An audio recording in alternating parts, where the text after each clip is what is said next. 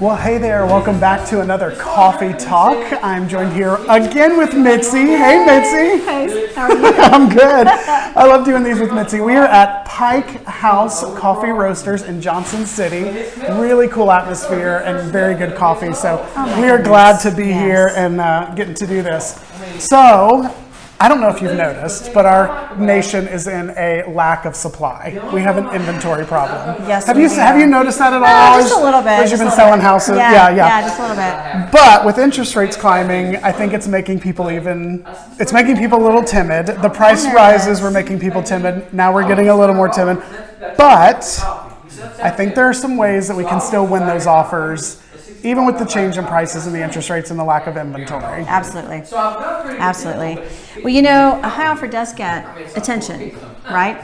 However, most sellers really consider a variety of things, right? Whenever they're looking at the offer. I mean, we know that when we're presenting an offer, and there's actually 5 tactics that you can actually use to kind of make a stronger offer and kind of sweeten the deal as you're going in without giving away the farm, right? Exactly. Don't want to give away the farm. Signing off, you know, your firstborn child. Yes, exactly.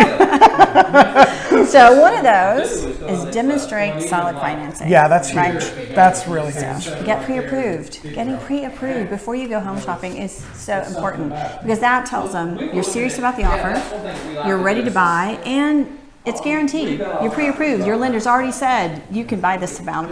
Well, and the thing that I think a lot of people are dealing with too is we're coming up against those cash offers. Yes. And so if you have that pre-approval in hand, and if you can do a desktop underwritten pre-approval, which is basically you're super ready, good to go. Absolutely. If you can have that, and I think the lender you choose to, not so much for the seller, but I think for the listing agents a lot of times. Right, because they know who those are. Lenders have reputations, and the sellers may not know it, but your agents probably do, and they know the lenders that can get the deal through. Exactly. Especially when it comes to like FHA or VA or something like that. Yeah, some of those that are a little more tough. Yeah, absolutely. Another thing, Mitzi, is putting down a sizable deposit. Yes. A lot of times I think people don't realize that deposit's going to come back to them on the end when they close. Yeah. And there's so many contingencies in there that people can get out.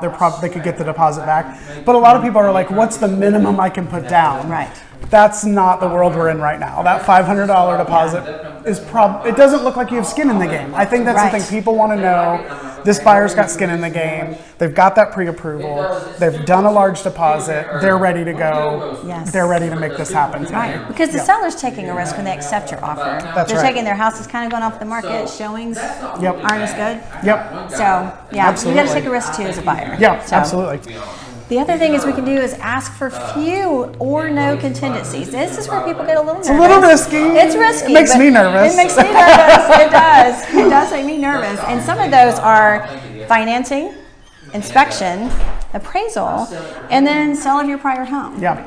And most people can't avoid the sale of a prior home. Right. And that's a tough one. So if you can have that already listed and maybe even under contract before you're ready to make that offer, that's going to help a little bit, but then you may need to remove some of those other contingencies to make it a little easier for the seller to more palatable for the seller, I guess. Another one is offer a flexible closing date or leaseback option, because a lot of people, they're trying to move somewhere too. Yeah. And so they may need some flexibility if they're moving out of state and there's delays going on there. So if you can be flexible on that or allow them to stay in the home for a little bit longer to be able to pack and get moved, as much flexibility as you can give that seller, you can avoid your firstborn child. And that's really a good benefit for first-time home buyers to do. Yes. Because you're in a rental property, so if you could extend a lease or just have one month that you're month, outside of the lease and work that out with your landlord. Exactly. That's a great way to help first-time home buyers get into a property, and they worry about that because of the market that they just can't do it. Yeah. But that's a great incentive for them. That's super great. Super great. And the other thing is work with a skilled buyer's agent. Yes, so we have awesome agents at Premier Homes and Properties, and any of us would be happy to help you. Mitzi's in the Johnson City office, I'm in the Kingsport office, so we've got a lot of agents that are in both locations serving all of the Tri-Cities and even into Virginia. Yes. So don't forget that part when you are looking for a property that way. Yeah. Well, thank you for joining me, Mitzi. It's always fun doing this with you. Thanks, everybody. We'll see you on the next Coffee Talk.